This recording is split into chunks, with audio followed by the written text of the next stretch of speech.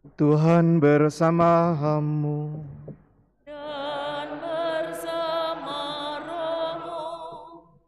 Inilah Injil suci menurut Lukas. Dimuliakanlah Tuhan. Pada suatu ketika, orang berduyun-duyun mengikuti Yesus dalam perjalanannya. Sambil berpaling, Yesus berkata kepada mereka, "Jika seorang datang kepadaku dan ia tidak membenci bapaknya, ibunya, istrinya, anak-anaknya, saudara-saudaranya laki-laki atau perempuan, bahkan nyawanya sendiri, ia tidak dapat menjadi muridku. Siapa saja yang tidak memanggul salibnya dan mengikuti aku, ia tidak dapat menjadi muridku. Sebab siapakah di antara kamu yang kalau mau membangun sebuah menara tidak dahulu membuat anggaran biayanya? Apakah uangnya cukup untuk menyelesaikan pekerjaan itu? Supaya jika ia sudah meletakkan dasarnya dan tidak dapat menyelesaikannya, jangan-jangan semua orang yang melihatnya akan mengejek dia dan berkata, orang itu mulai membangun tetapi tidak sanggup menyelesaikan.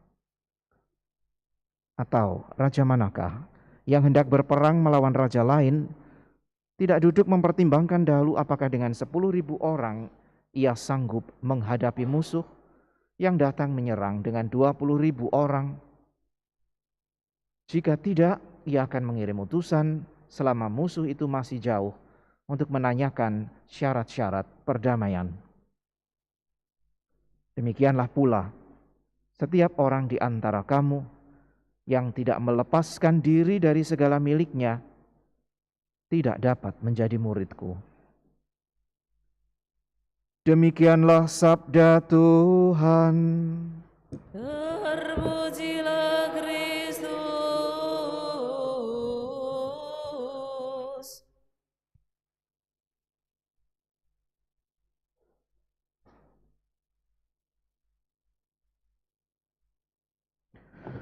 Saudara sekalian yang terkasih, di dalam hidup sehari-hari kita mengenal di dalam bahasa Jawa istilah gembruduk.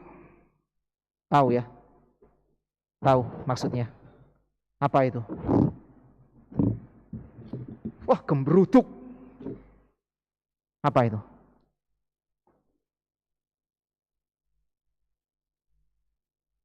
Sing delok gembruduk, sing melok gembruduk. Tahu maksud saya? Tahu? Tahu ya? Saya terjemahkan ke dalam bahasa Indonesia kalau tidak mengerti ya. Berduyun-duyun, bergerombol, beramai-ramai, ya, mendatangi sesuatu atau mengikuti seseorang atau apapun juga. Ya, misalnya kalau ada pengumuman Jalan Wahid Hasyim nanti tanggal sekian, jam sekian akan dilewati karnaval. Apa efeknya?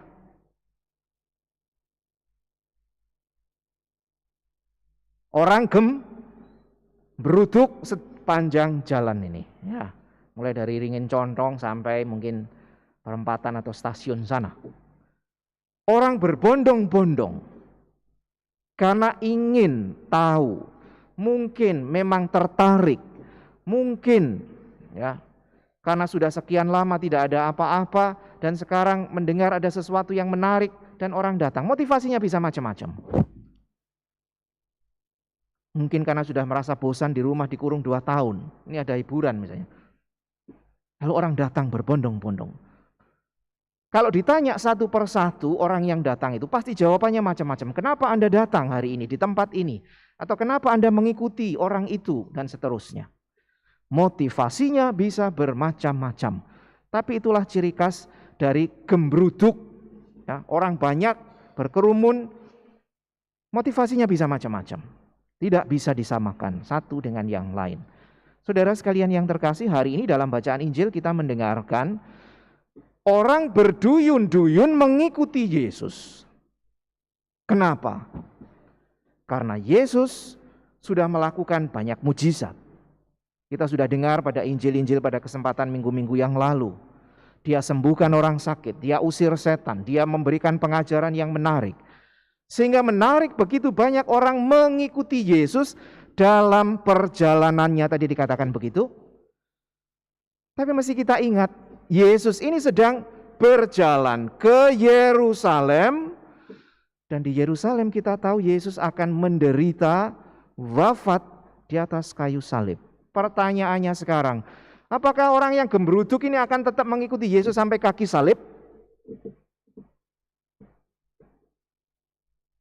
Kalau kita baca Injil sampai belakang, nyatanya tidak.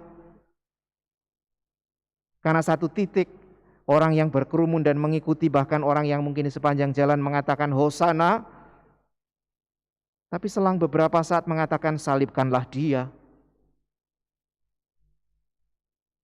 Maka saudara sekalian yang terkasih, Yesus itu tidak ingin memberi harapan palsu. Pada orang yang berduyun-duyun mengikuti dia, dia katakan, kalau seorang datang kepadaku dan tidak membenci bapaknya, ibunya, istrinya, anak-anaknya, saudaranya, bahkan nyawanya sendiri, dia tidak dapat menjadi muridku. Nah, satu persatu mungkin mulai ada yang mundur kan? Apa ini maksudnya? Yang tidak bisa membenci saudaranya, nyawanya, bahkan keluarganya, tidak bisa menjadi muridku.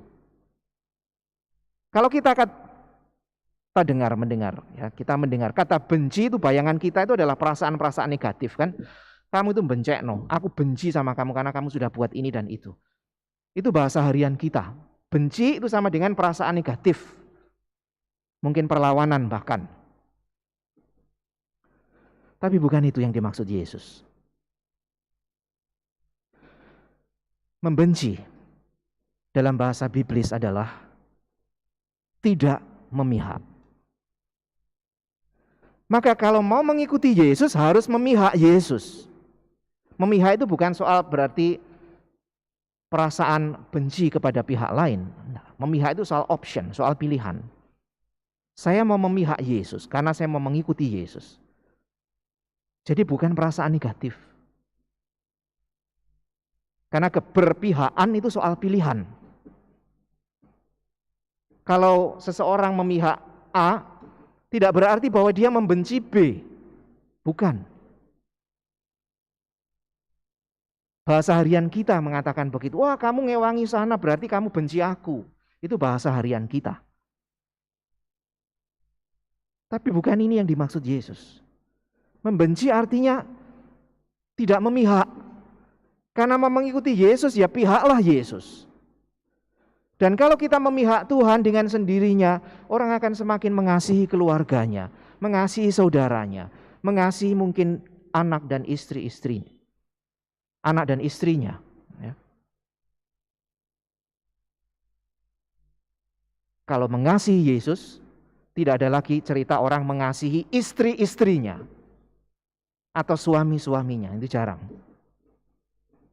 Anak-anaknya, ya.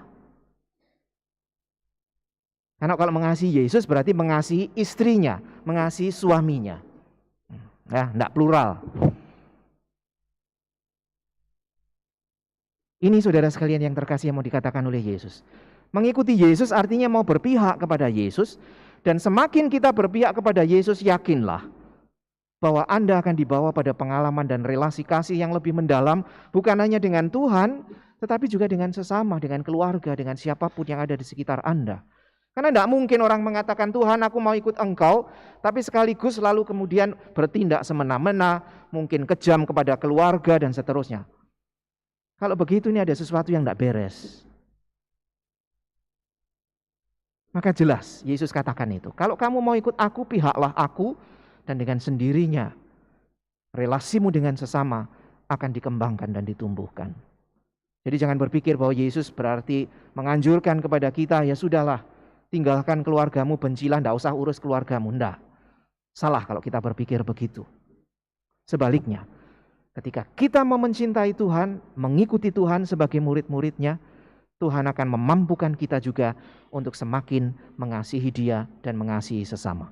Yang kedua, saudara sekalian yang terkasih, tadi Yesus juga katakan, kamu mau ikuti aku dan berduyun-duyun, nanti dulu.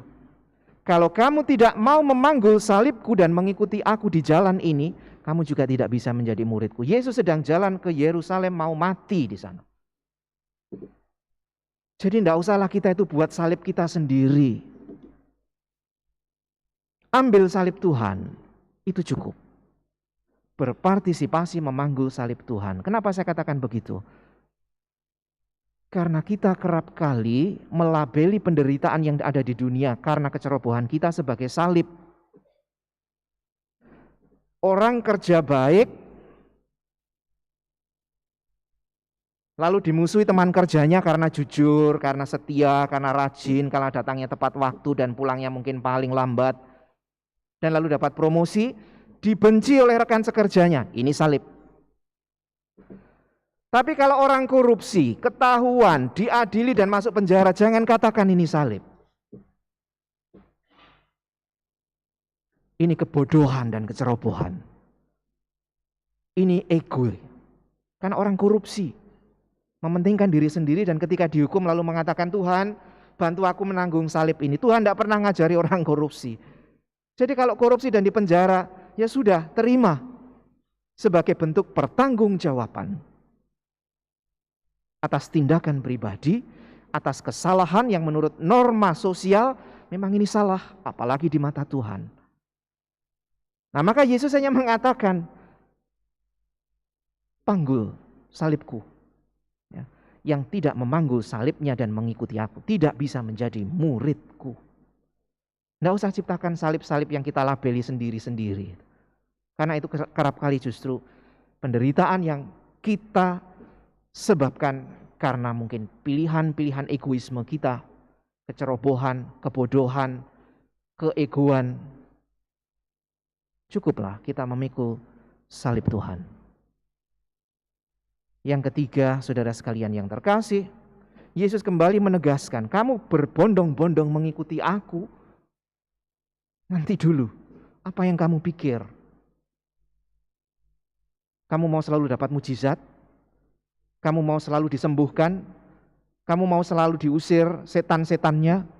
Pokoknya hal-hal yang dahsyat itu yang mau kamu dapatkan nanti dulu.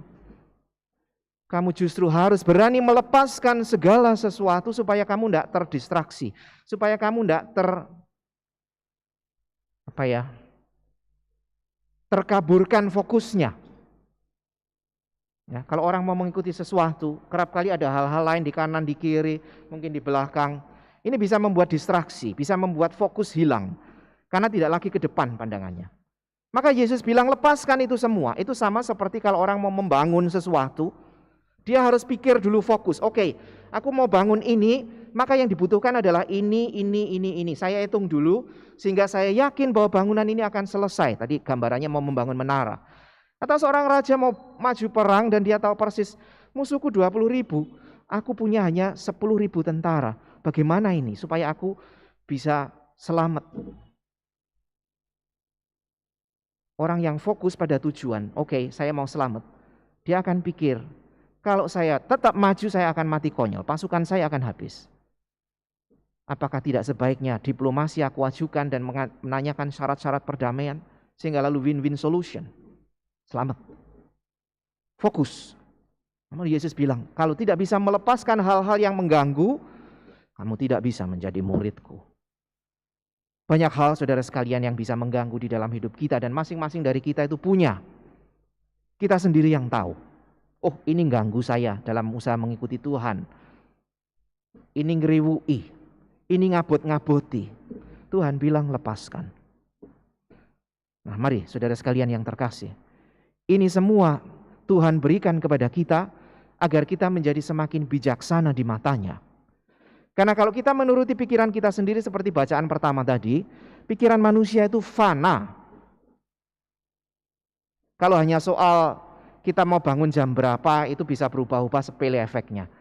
Tapi ketika kita memutuskan sesuatu yang penting, yang mendasar di dalam hidup kita, misalnya saya mau menikah dengan siapa, saya bekerja demi apa, Itu sesuatu yang lebih besar, yang efeknya besar, sehingga membutuhkan kebijaksanaan yang lebih besar juga. Tidak cukup dengan kebijaksanaan manusiawi kita.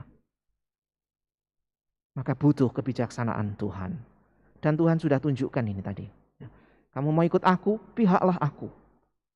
Kamu mau mengikuti aku, pikulah salibku. Kamu mau mengikuti aku, lepaskan semua hal yang mungkin mengaburkan tujuanmu. Dengan kebijaksanaan Tuhan yang bisa kita dapatkan lewat firman-Nya, kita akan dibantu menjadi murid-murid-Nya yang setia. Berat memang, tetapi Tuhan senantiasa menyertai kita. Nah, saudara sekalian yang terkasih, maka pada kesempatan Hari Minggu Kitab Suci Nasional kita juga diingatkan bahwa kebijaksanaan yang Tuhan berikan bisa senantiasa kita dapatkan kalau kita juga rajin dengan setia mencoba merenungkan apa yang Tuhan firmankan lewat sabdanya, membacanya. Bulan Kitab Suci menjadi kesempatan bagi kita untuk kembali mengingatkan kita, ya, kita punya kekuatan yang bisa membantu hidup kita, yaitu firman Tuhan. Maka bulan Kitab Suci tahun ini di Keuskupan Surabaya mengambil tema, lakukanlah ini sebagai peringatan akan daku. Dan itu adalah kata-kata Yesus sendiri ketika ia mengadakan perjamuan terakhir dengan para murid-Nya.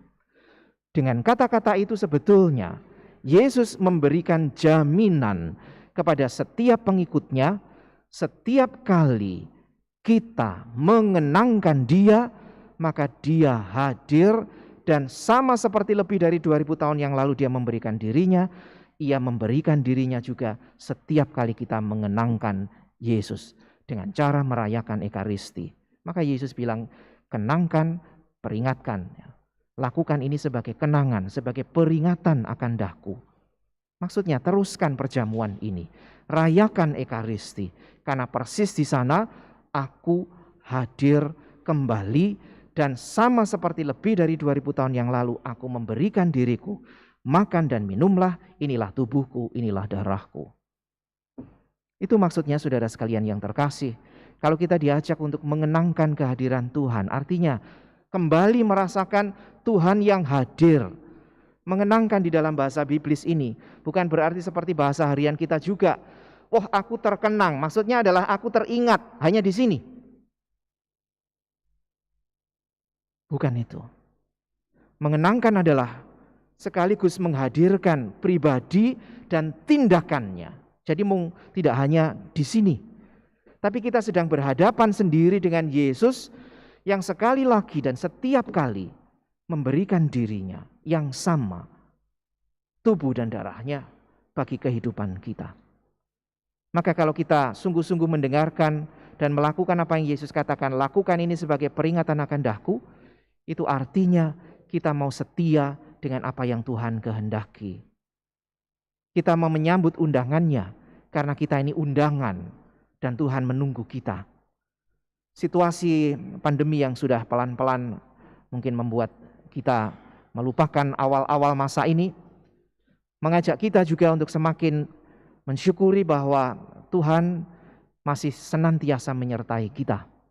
Dan Ekaristi menjadi salah satu momen, salah satu kesempatan di mana kita sungguh-sungguh berjumpa dengan Tuhan. Kalau kita mau sungguh mengikuti Tuhan, mari kita sambut juga undangan Tuhan, karena Ia memberikan jaminan kepada kita dengan hidupnya sendiri. Ini loh tubuhku, ini darahku. Sambut, makan, dan minumlah. Dengan begitu semoga kebijaksanaan kita menjadi semakin berkembang, bertambah, bukan hanya dengan ukuran-ukuran manusiawi kita, tetapi sesuai dengan apa yang Tuhan kehendaki. Seperti orang yang berbondong-bondong mengikuti Yesus, hari ini kita diingatkan, apakah aku juga mau mengikuti Yesus sesuai dengan kehendak-Nya? Atau mungkin aku masih menyimpan motivasi-motivasi lain yang harus aku bersihkan, yang harus aku mungkin luruskan, sehingga benar kalau aku mau mengikuti Tuhan, aku sungguh mau berjumpa dengan Tuhan. Bukan untuk rekreasi, Tuhan jalan bukan untuk rekreasi, tapi Tuhan jalan untuk menuju Yerusalem, wafat, mati demi keselamatan kita. Dan itulah jalan yang ditawarkan Tuhan untuk kita.